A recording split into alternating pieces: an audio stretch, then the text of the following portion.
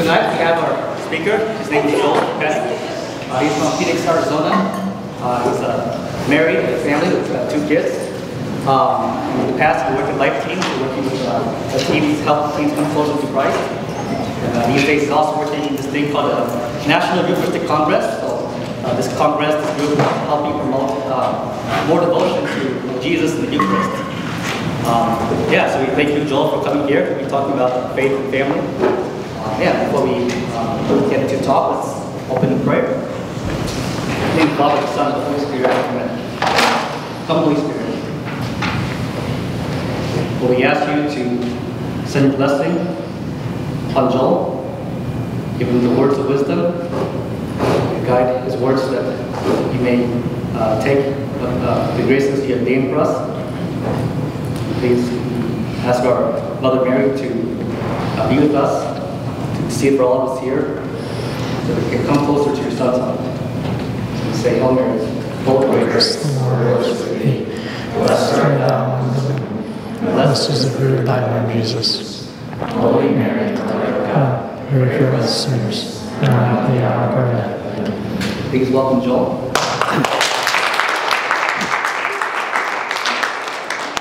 It's good to be with you. I have been blessed to travel and speak in different contexts and places, but this is the first time I've ever had like 2 microphones on. And I know that this one is for the camera, but it's kind of uncomfortably close to my face. Like I feel like I should be doing like ASMR stuff right now, like just little clicks. So if I ever am like grabbing it, it's not because I'm like scratchy. It's just I'm not used to having something here. I'm really excited to be with all of you. It was nice to get out of Phoenix for a little bit. I have 3 kids, actually. I've got a 9-year-old. Is it not? This one's on? Yeah. No. Hang on, do I need is it on now? Can you hear me now? Okay. Great. So I told you, 2 mics. I don't know what I'm doing right now. I have 3 kids. One is 9. One is 7.5. She's almost 8. She thinks she's 13. Wonderful, wonderful young lady. And then I've got a 15-month-old, Micah James. He is absolutely fantastic. He is crazy. A couple of weeks ago, he's like climbing all over everything. And a couple of weeks ago, I'm like, gosh, he's going to break a bone. And then on Thanksgiving morning, he broke his collarbone. And so he's walking around this little sling, which has made him, if anything, like more adorable. I don't know how it happens. He just waddles around with this sling. And it's Christmas time at our house, which is super cool. Christmas is fun for kids. And I don't know, maybe you got younger siblings. Did y'all do Santa Claus when you were like kids? Santa Claus? We don't do Santa Claus. And I don't know if that makes me a jerk, but some people are like, you're shaking your thing. Thank you for affirming me. Some of you are like, no, you're not a jerk. I was traumatized by Santa Claus when I was a kid, because I believed Santa Claus like 100%. Like my family did the thing where they left like, oh, look, Santa left his hat here. And it's like, oh my gosh, Santa left his hat. And I brought it to school and showed everybody Santa's hat. And then one year we got this cool toy. It was like a car you got in the car and you pedaled it with your feet, like Flintstone style. And it came like fully assembled, wrapped under the tree. And that summer, I was searching around my house as kids, getting into places I shouldn't have gone. And I found the box for the car. And like everything clicked into place around 3rd grade of like, oh my gosh, Mom and Dad are actually Santa Claus. And I was so mad because they lied. And I found my mom, and she was in the bathroom washing my sister's hair. And I walked in. I remember this so clearly. I was pretty dramatic as a kid. I kicked the door in. No joke. It was like the FBI is here and someone's getting arrested. I kicked the door in. And I look at my mom, and she's stunned. Like, why did this kid just kick the door in? And she stopped washing my sister's hair. And she's looking at me, and I go, hello, Mother. Seriously. Hello, Mother. Or should I say, Santa Claus? And then I started weeping, just profoundly crying. And I threw myself on my parents' bed like I was a Disney princess and just cried there. I was traumatized, so I was like, I'm not doing this with my kids. But it's kind of weird because that's a big family tradition that a lot of people have, but we don't have it. So we've still got young kids. I'm trying to find our family traditions. I've got a question for you, and this is how I like to do things, especially after we've had dinner, because I want to keep you with me. I'm not going to talk at you for the next 45 minutes. I'm going to talk a little bit, and then I want you to discuss some things too with one another. And this is the first one. It's a practice warm-up round. What is a family tradition you have celebrated as a kid around Christmas? And maybe when you go see your family in a few days, you will continue to celebrate. Maybe you don't anymore, but maybe you continue to do it. But what is one family tradition from your childhood, Christmas memories? Get a little nostalgic with one another. Feel free to shed a tear or two. Not too much, though. We just started, and it's going to be weird. But take about just 2 minutes with one or two people next to you. What's family tradition you had around the holidays as a kid? Go ahead and share, and I'll give you 30 seconds. Come back.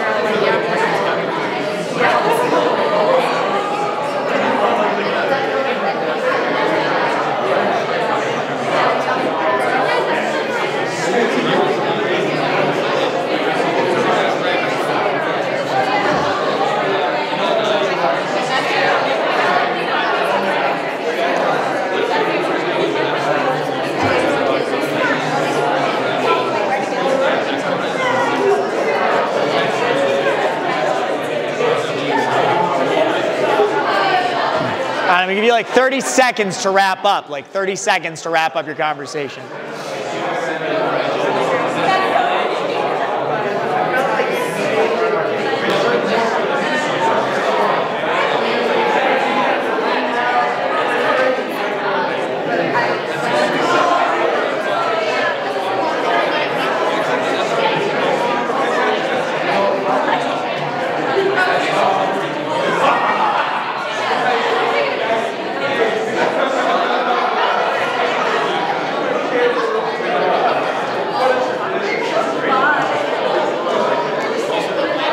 Let's bring it back together. Hopefully you shared I see lots of smiles, which is good. If we're thinking about good memories, like nobody's got a Christmas tradition. Like my Christmas tradition is my dad would pretend to burn all of our Christmas gifts.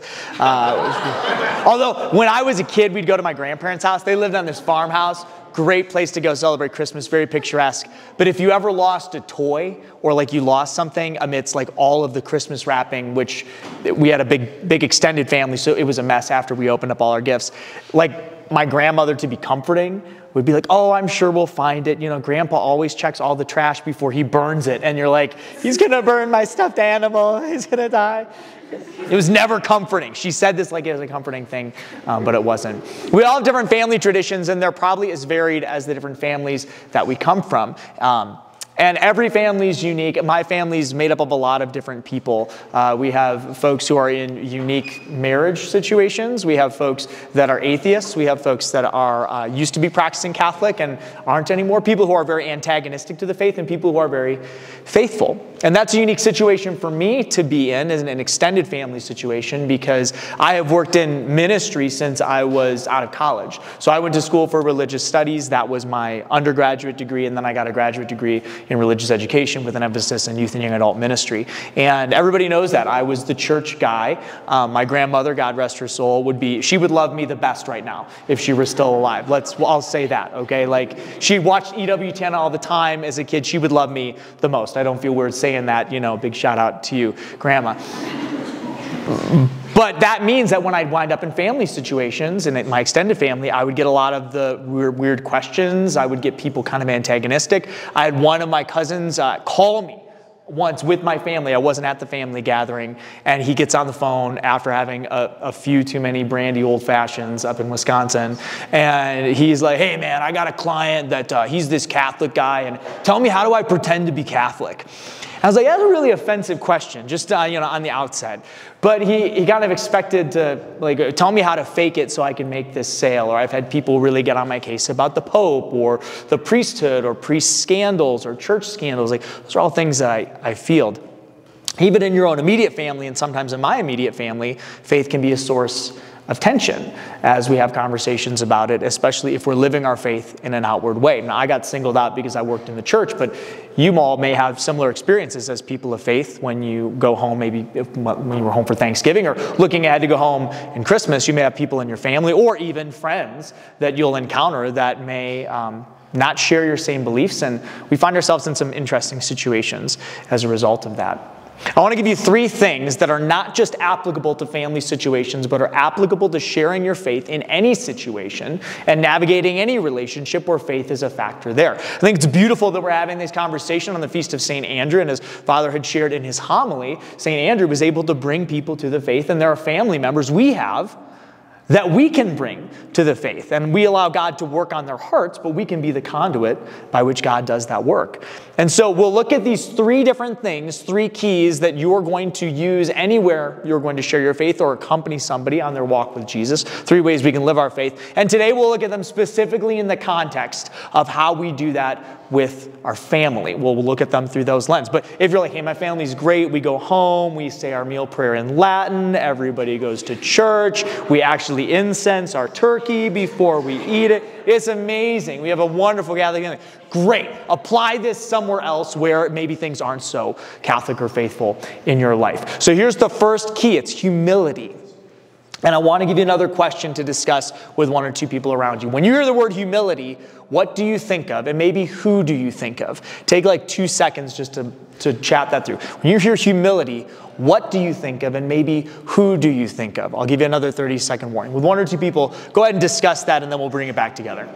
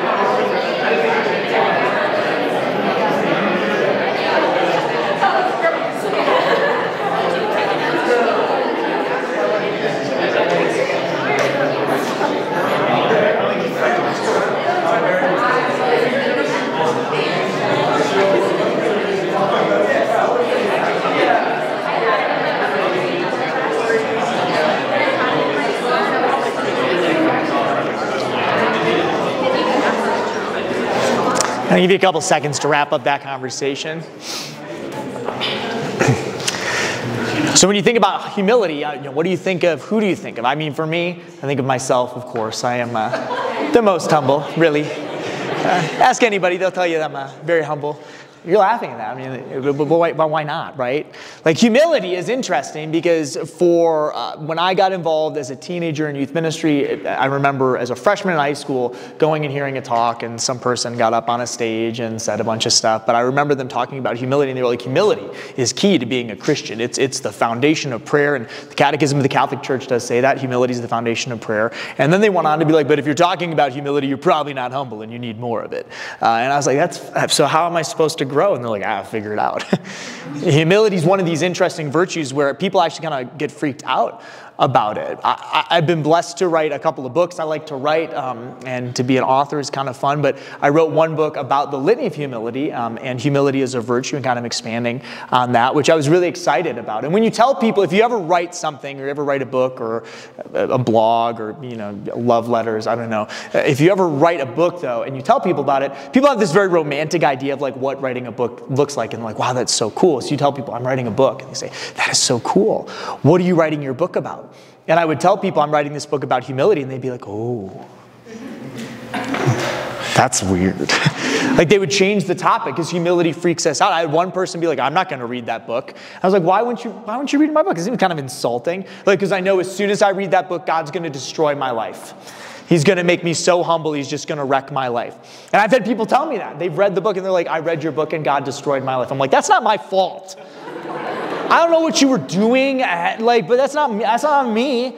But we get freaked out by humility. I think sometimes we think humility is self-deprecating. Like, well, I've got to really be harsh on myself or stern with myself. And some people take humility there to like self-deprecation. I'm no good. I'm worthless.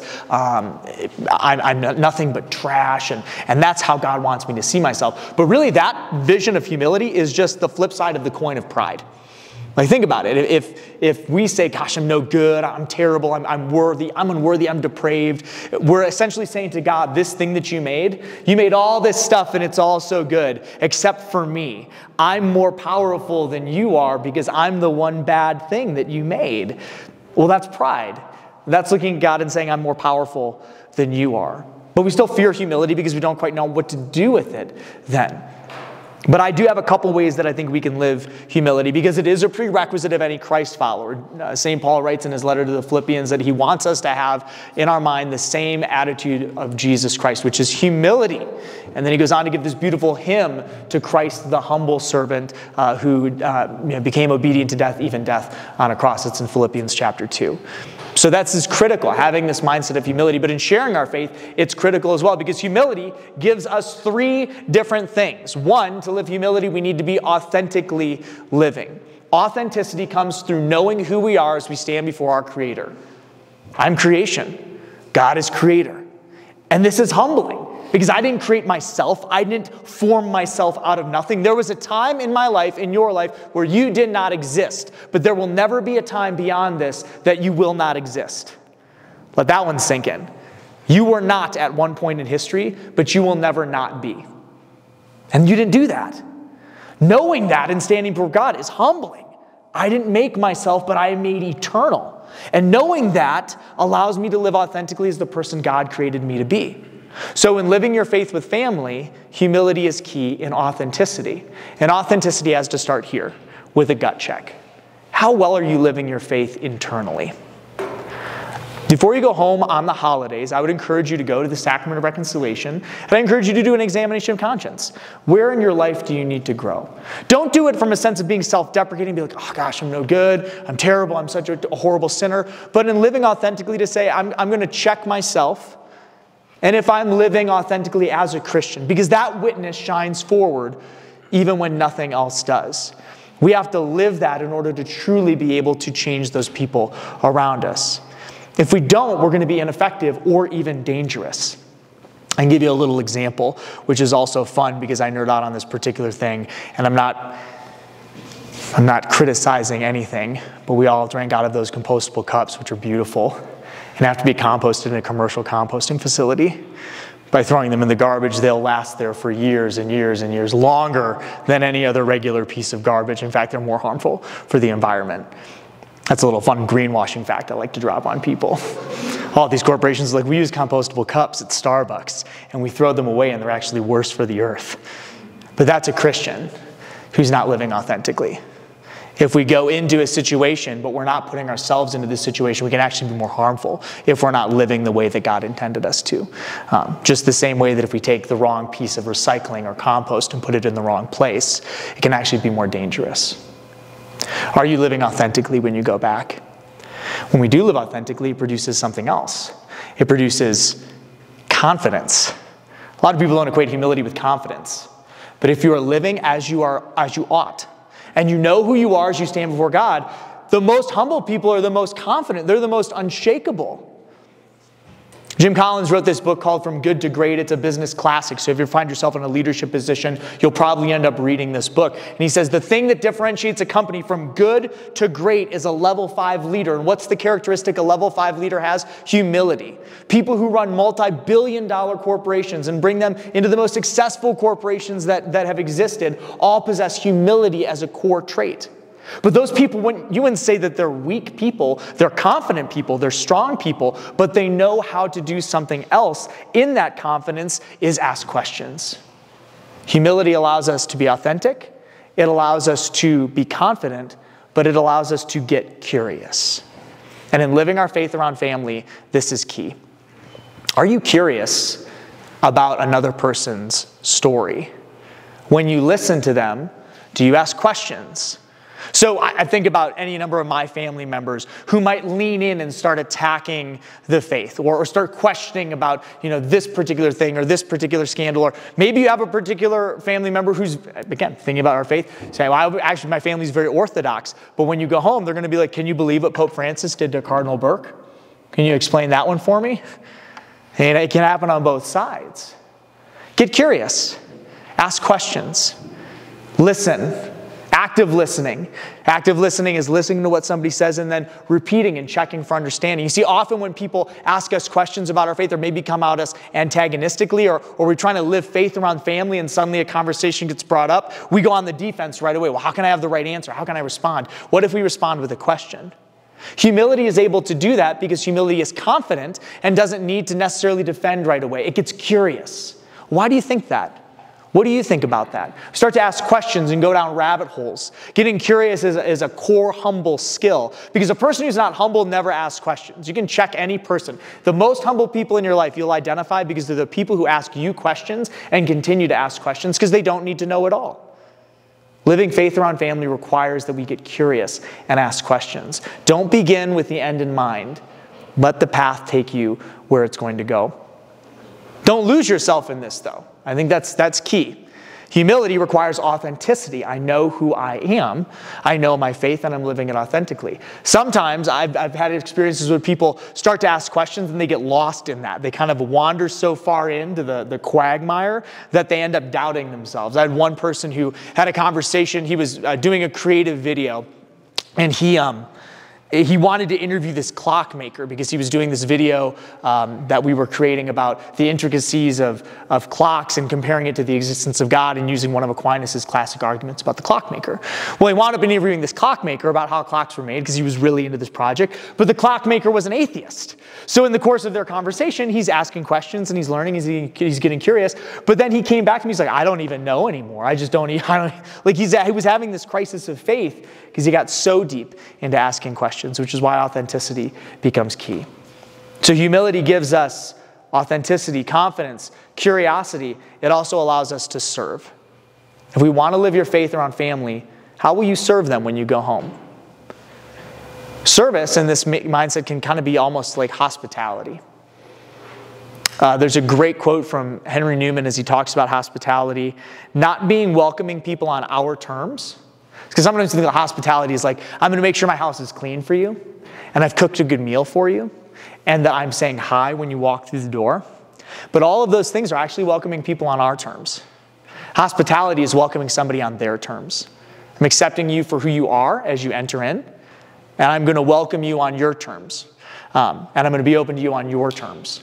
Again, this doesn't mean like accepting everything that a person brings on their terms, but it means hospitality is not just, hey, I've created this, I've created this to welcome you. It's I have an attitude for you.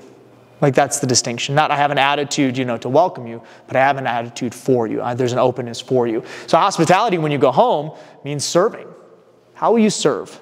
How will you serve those who are difficult? How will you enter in? Humility does that.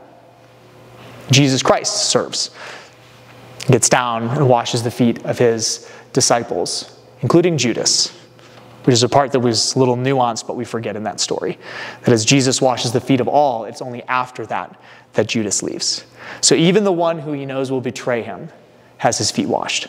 So when we go home, can we offer that up for people?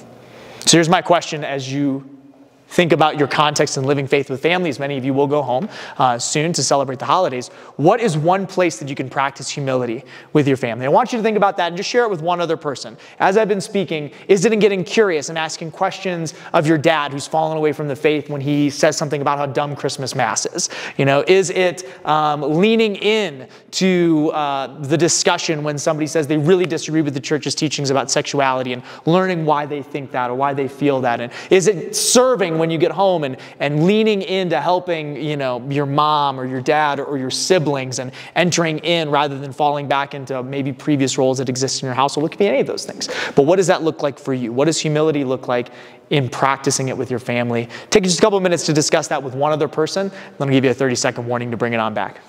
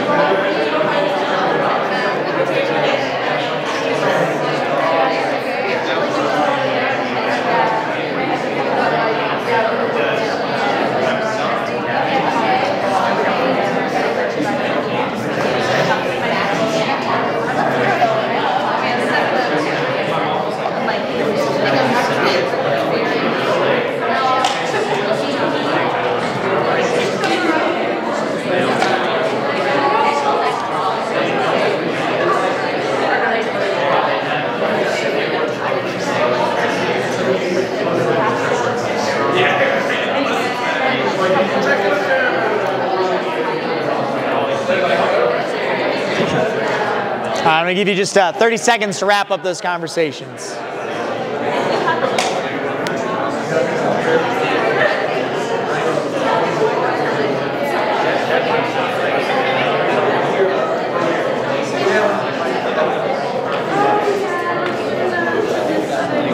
All right. So when we live faith around family, humility is the first key. And again, it's the key to living our faith around anybody, but around family it becomes essential. And again, humility is the mark of a Christian. As I said, St. Paul asks us to have humility to bear this mark as Jesus was humble. The second is empathy. And empathy can flow through humility. Empathy is the ability to feel what another person is feeling without being mastered by those feelings. There's a researcher named Dr. Brene Brown. Some of you might be familiar with her work. She does a lot of work with vulnerability and empathy and that sort of thing. She describes empathy as the ability to crawl down into a hole with somebody else, but knowing how to get out of that hole. Rather than looking over the hole and kind of saying, wow, that sucks, you're in a hole. You know, that's pity or sympathy, and it's not crawling down into the hole and being like, oh man, now I'm not here in this hole with you, but I have no clue how to get out of this hole. Now we're both in the hole, which can happen to us emotionally when we practice empathy, which is why a lot of people don't. Because empathy requires a vulnerability.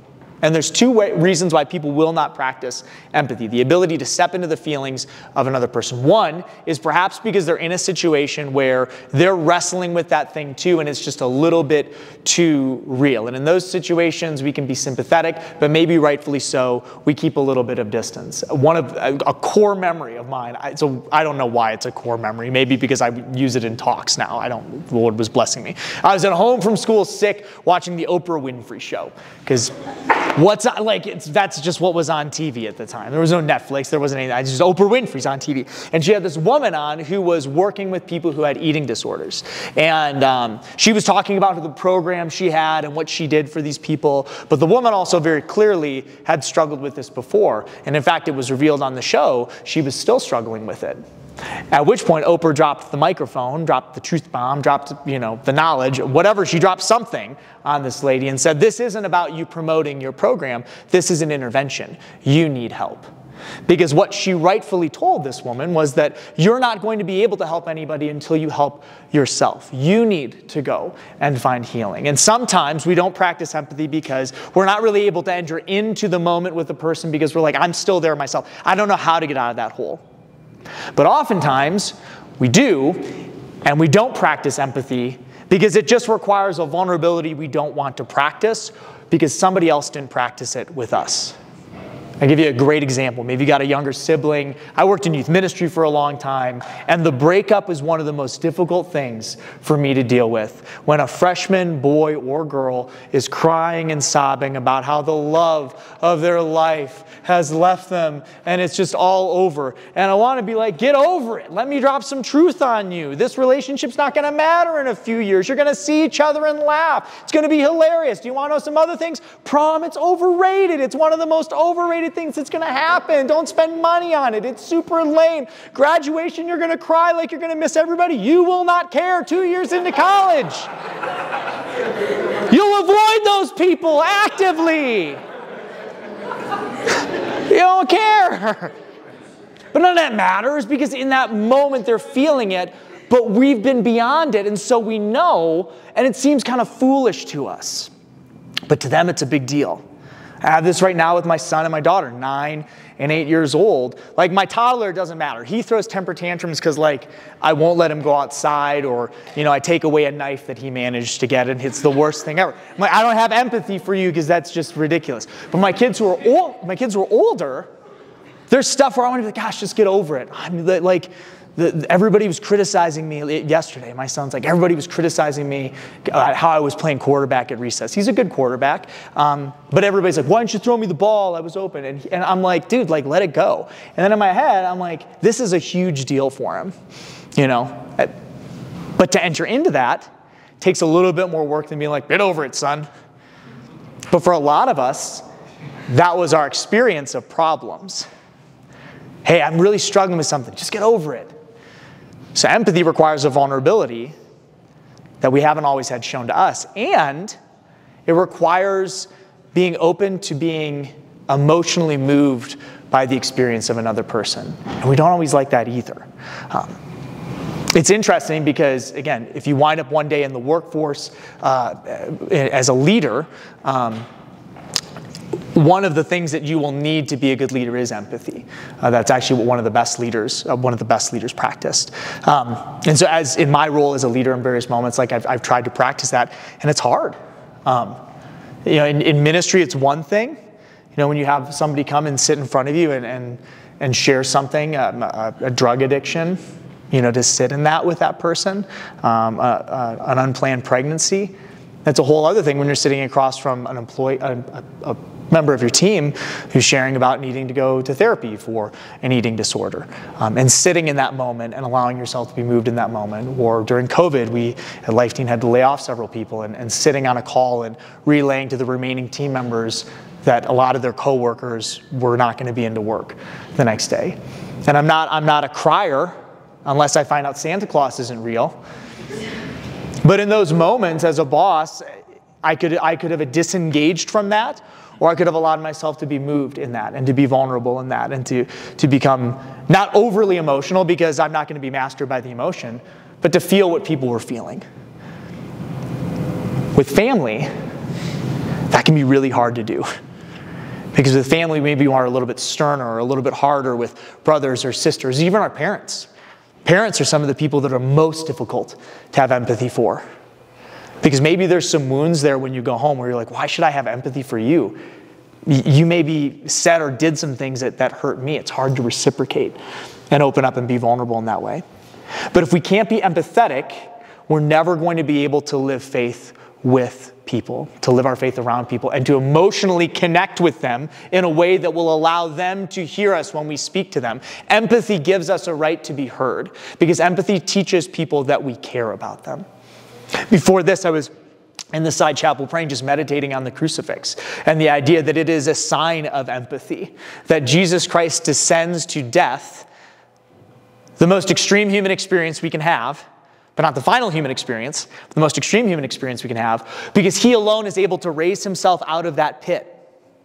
And so he experiences what we have experienced in suffering, agony, and death, but is able to empathize with all of our human experience out of love for us. That's why he does it, so that we may be raised to new life. And in a similar way, when we practice empathy, especially with our family members, we witness to the resurrection by descending to the places where they are low, feeling what they are feeling, not just as like an abstract thought, but allowing ourselves to be moved and to sit with, the freshman that's crying about something, or to sit with our mom who maybe dad's not there, maybe mom passed away, grandpa passed away, and you know that there's an emotional moment happening over the holidays.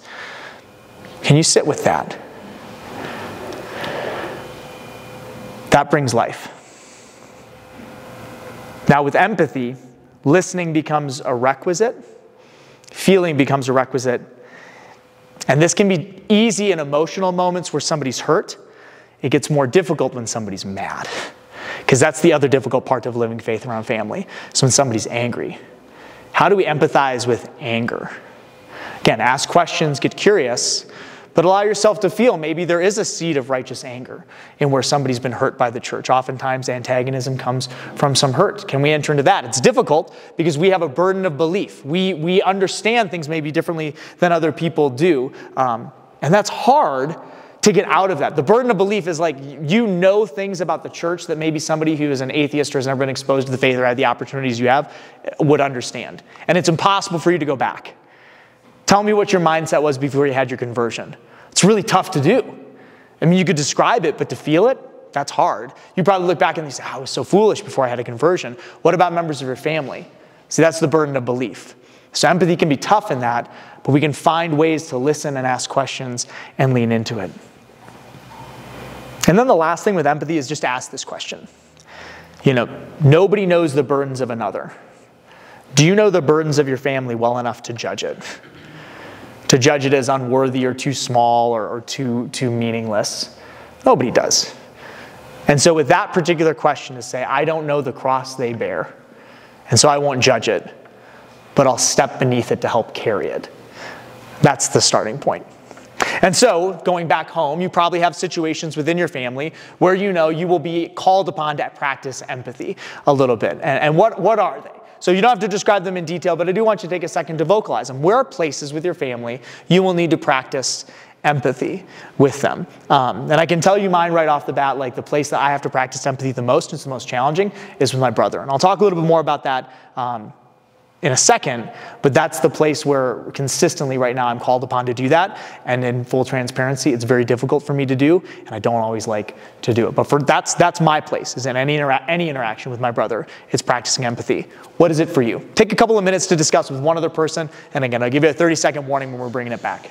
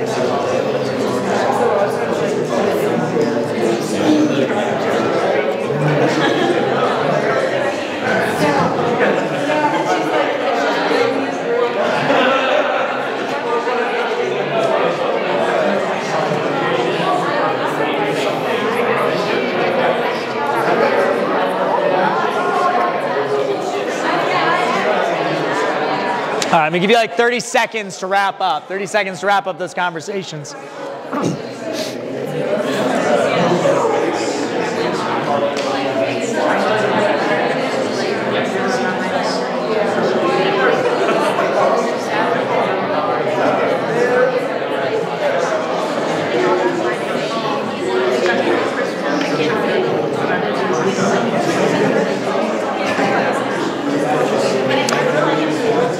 All right, so we have humility,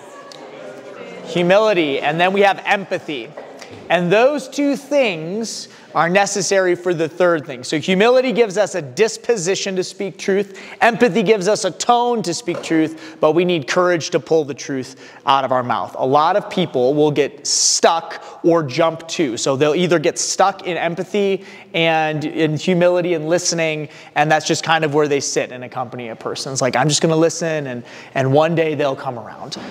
You know, like it's that non-St. Francis quote. It's a misquote. You know, my walking is useless unless my preaching is my walking. Or the variation is, you know, let your preaching be your walking. St. Francis never said that. He preached a lot. But it's a really nice phrase that gets me off the hook for having to ever say anything. I think that's why I hate it, and I think that might be why I also simultaneously love it.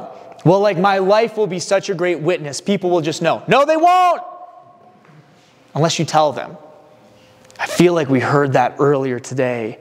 Some point. Oh, the first reading. That's right. At Mass. How will they know if there's no one to teach? We have a unique privilege with our families and a responsibility to be able to teach when the moment's right. So sometimes people skip this and they're like, all right, like I'm going in with the truth because the truth will set you free. And the truth doesn't always set people free. Sometimes the truth can bind people in chains. There was this, somebody explained the passage of Pharaoh and Moses to me in a way I've never heard explained. And maybe you've heard it before, and if so, you are better than I, because I heard this just a few months ago. And people were like, I never got, like in the Exodus story, Moses goes to Pharaoh. And it says in the book of Exodus that Pharaoh's heart was hardened, that God hardened Pharaoh's heart. And I was like, wow, like that's extreme. Like God is hardening his heart. And Jesus says that sometimes too. Jesus says, he quotes Isaiah and saying, and I preach so that their hearts would be hardened. It's like, why are you doing that? Why are you hardening people's hearts? And the way it was explained to me is this. God is a burning fire, and the Holy Spirit's a fire. And flame will melt wax, but it will harden clay. Our disposition matters. And if we misjudge the hearts of our family for clay or for wax when they're actually clay, our truth will harden it. Which is why empathy and humility can soften hearts. Asking the Lord to move and bringing God's grace into this and praying for our family members. Lord, soften my dad's heart, soften my brother's heart, soften my uncle's heart, soften my mom's heart, soften my sister's heart. Lord, give her a new heart. And the Lord says he'll do that in the book of Ezekiel. It says, I will give you fleshy hearts. Give them a new heart so that when I speak truth, it would melt their heart rather than harden it. And that's why those first two steps are so critical. Because sometimes we want to jump to the truth and we come in with a flaming sword and we're actually making somebody's heart hard because the disposition isn't there yet. So it's praying for discernment, but the flip side is sometimes a heart is ready and we're not because we're scared. Which is why courage is the next piece. To have these courageous conversations. And humility gives us the disposition. Empathy gives us the tone. Courage pulls it out from our mouth. And that is where change can happen. We have to be ready to speak truth when the moment presents itself. So right now I'm locked in a conversation with my brother that's required a lot of empathy. The last conversation we had, I said, you realize we are ideologically opposed on this particular thing. And it's a big thing. It's something that it's irreconcilable with where we're both at. And I've spent a lot of time listening and being humble and asking questions, but a time has come where now I'm going to continue to do that, but I have to speak truth. And he's going to speak his opinion, and we're going to have a respectful dialogue back and forth. And that's the relationship we're in. But I've tried to till that soil to get to this point. And the moment I feel like things are starting to get hard or clay is starting to form, or I kind of back off and I go back to humility, I go back to empathy, but I'm always pushing truth. Because at this point, that is my duty out of love for him to be able to proclaim what I hold to be true. There's these magicians who were very popular a couple of decades ago, and now they just do shows in Vegas that, where all entertainers go to die, physically and metaphorically. Penn and Teller, and they're atheists. But one of them had a video that he published about his experience with somebody giving him a Bible and being very kind, not antagonistic, just here, read it. And, he declared his pen, he's like, I'm an atheist. And the guy's like, oh, that's okay, you can still read it. And he was so moved by how kind and loving this person was. And then he remarked in the video, which was a convicting call for Christians, how much do you have to hate somebody to believe that life eternal exists and to not tell them? To believe in the truth and to believe that Jesus Christ sets you free and Jesus is love incarnate and that God desires a relationship with us, and be like, I don't want to tell you about that though. How much do you have to hate somebody to do that?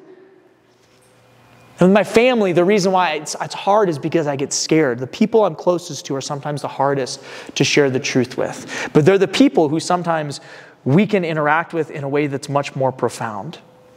Now I want to tell you a couple places where you still have to speak truth even when maybe the time isn't right because we have an obligation. And we can still do it in love and charity, and that's if somebody is deliberately sharing an errant or false teaching of the faith. So somebody's sitting around the dinner table and they say, I went to Catholic school.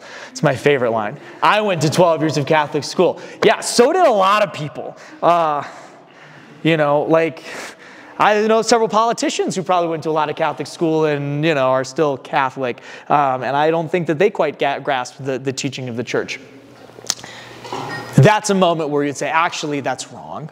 And you can find a way to speak the truth in love, but we have a responsibility to step up and correct that teaching. If somebody is being uncharitable to the church or somebody else because of their faith. So maybe you have a cousin at the big family gathering and you two are the faithful people and you're going to pray and that's kind of it. If you see somebody going after that person, you have a responsibility to step in. Or if somebody's being just blatantly uncharitable to the church. Because again, that's something that is important to us, or uncharitable to Christ. And that could be slander, slurs, just gross, crude comments. And I've heard a lot of it. You probably have too. In those moments, we have to step up and in charity speak truth and say, hey, like, even if it's just as simple as like, that's actually really offensive and hurtful to me, you know, what you're saying, and could you cool it? Again, it's a courageous piece. Or if somebody is placing themselves in grave spiritual danger or harm.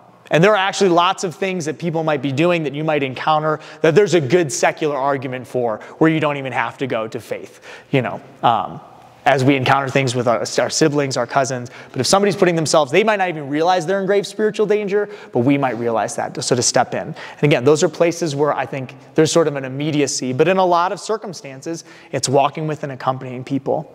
And humility becomes key in this journey because I will tell you, in speaking truth, there will be times we get it wrong. There will be times where you think you know the teaching and you don't.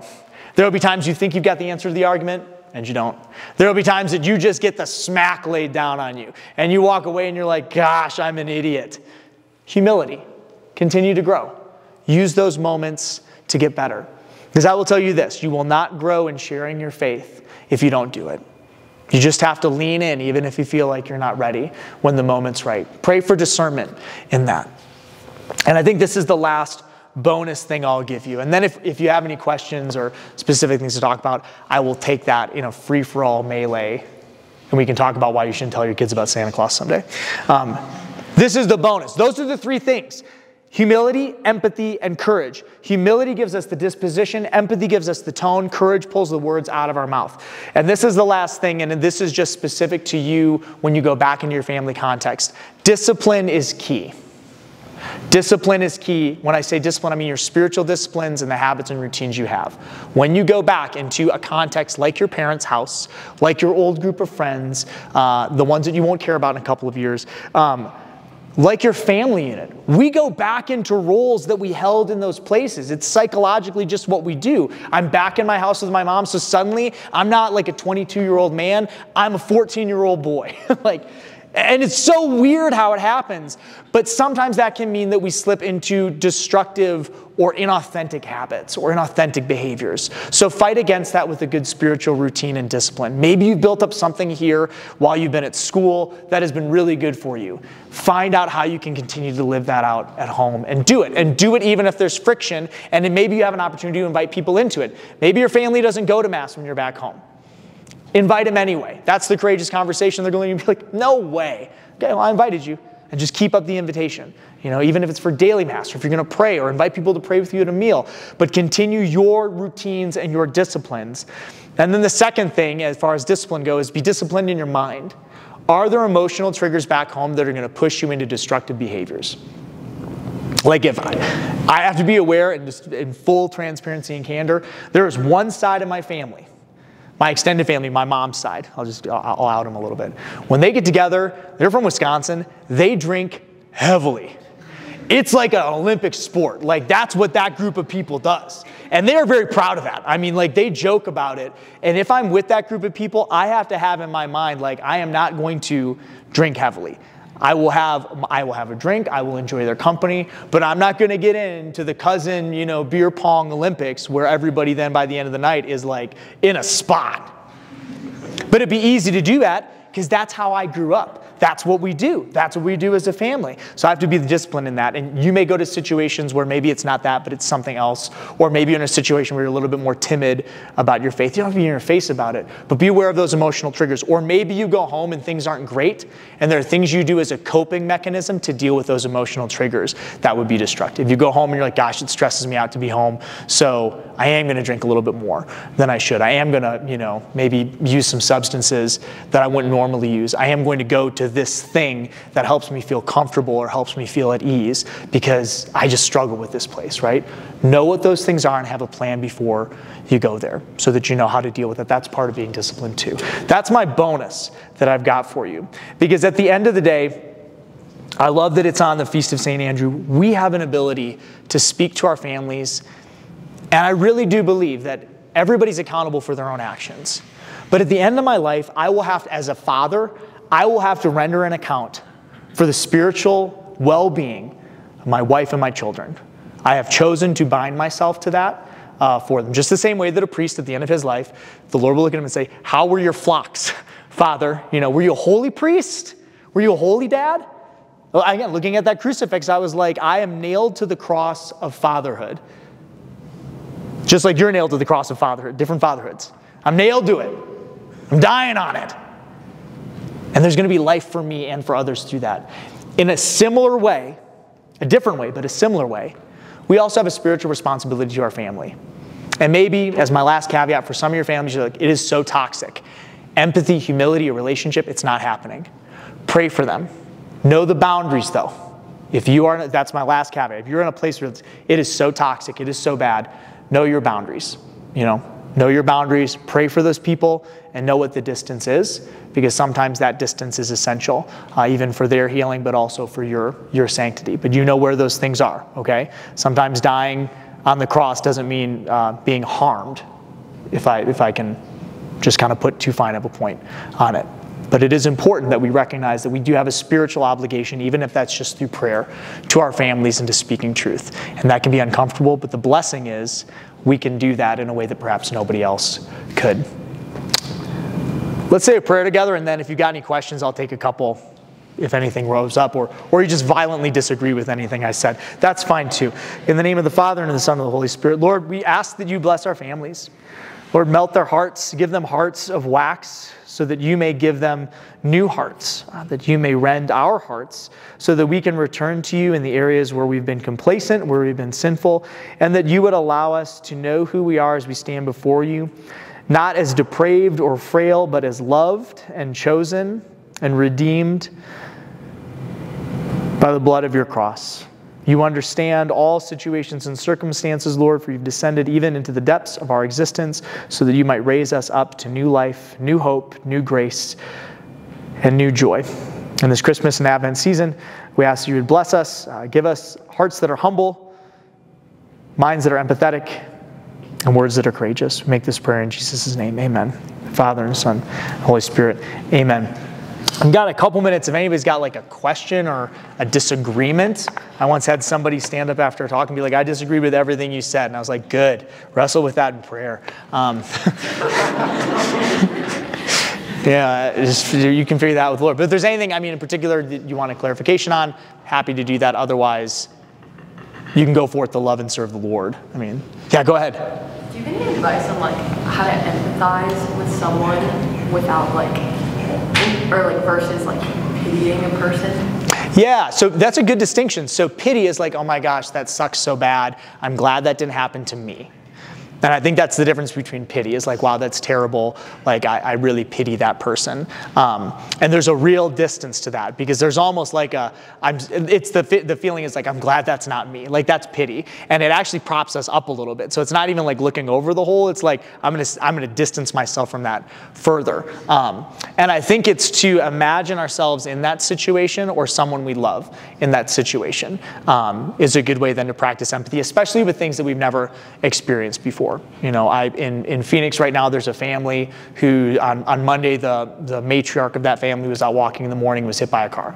She was killed almost instantly. And they're close in the community. I know the family personally. It's terrible. And I've never had that happen. But when I sit and I pray for them, the feeling of empathy comes and thinking, what if that was me? And just sitting with that for a moment and not letting myself like get bound up by that thought, but saying like, okay, when I have a conversation with this person, which I have, that allows me to lean in to say, okay, rather than be like, oh my gosh, that's so sad, that sucks so much, like that starts to get into pity where I distance myself from it. I find a way to kind of think through it and to be there. And I think if that's hard, that can sometimes be difficult. Like I imagine Christ in the midst of that situation too, which is helpful. That's a good question, good distinction. One more question if you got it, because it's 8.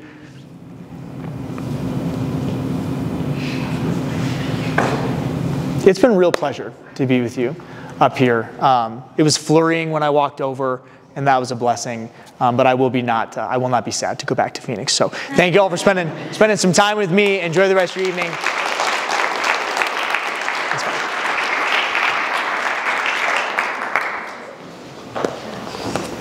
Thank you, Joel, for your wonderful talk. Very useful. So Steve, I've learned 4 things. Testing myself. Humility, empathy, courage, and then the bonus, discipline. You passed the test, Father. Good and faithful servant. Come and inherit the reward prepared for you. Very useful, so pray for the grace to have all those 4 things as we go back to our families. None of our families here are perfect. Even as a priestly family, all this brokenness. But yeah, just trust in the graces of God and just gotta practice and just gotta so we get into our faith. Some announcements next week. Our last night of the semester, and the guest speaker is Jake Tawney, and his topic is the real education. So what is education? Is it NAU? Next Monday we have a special exalt. And this exalt is Advent and Christmas exalt. So we have Advent and Christmas music, sort of adoration here at this altar, and it's a good time to be with Jesus and to sing praises to Him. Next one is Los Cruceros, our Hispanic club here.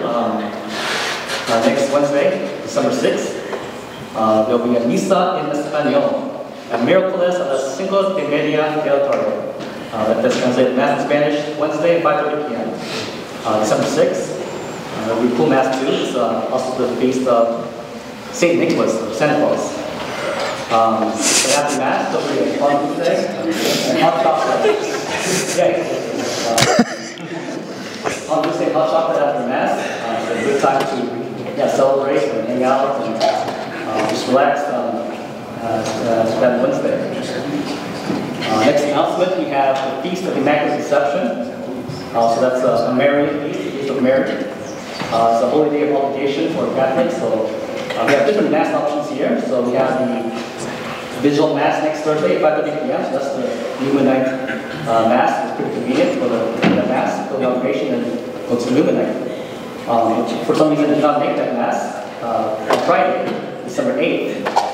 There are 2 Masses, 11:30 a.m. and 5:30 p.m. So the Mass time are also on the board, just in case you forgot. Next announcement is Seek. So today, last day, to sign up for Seek before the price goes up. So you don't want to pay more money than you should. So yeah, you can speak to one of the missionaries to help you sign up for Seek. Seek's in St. Louis. We'll take most of us will take a bus, and there'll be a bunch of Catholics there and a lot of great speakers. Last announcement is about the mission trip. So the deadline is pretty soon. Our mission trip will be spring break. It will be at Galveston, New Mexico. We'll be working with the Missionaries of Charity, the same sisters that Mother Teresa started. So you can talk to one of the missionaries for more information on how to sign up for the mission trip. Tonight we have dessert. It's cookies, right? So we have cookies.